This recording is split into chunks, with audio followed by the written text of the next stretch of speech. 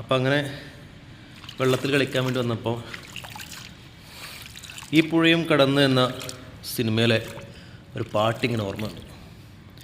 അതിൽ അനുപല്ലവി മുതൽ സ്റ്റാർട്ട് ചെയ്യുന്നത് ഇങ്ങനെയാണ്. അഞ്ജനക്കാവിലെ നടയിൽ ഞാൻ അഷ്ടപതിലയം കേട്ടു, അന്നു തൊട്ടൻ കരൾ ചിമിഴിൽ നീ ആർദ്രയാം രാധയായി തീർന്നു. പുഴയൊഴുകും വഴികളിലാ രാക്കടമ്പിൻ പൂമഴയാ, മുരളികയൂതി ഞാൻ നിൽപ്പൂ, ഈ രാത്രി ഞാൻ മാത്രമാ.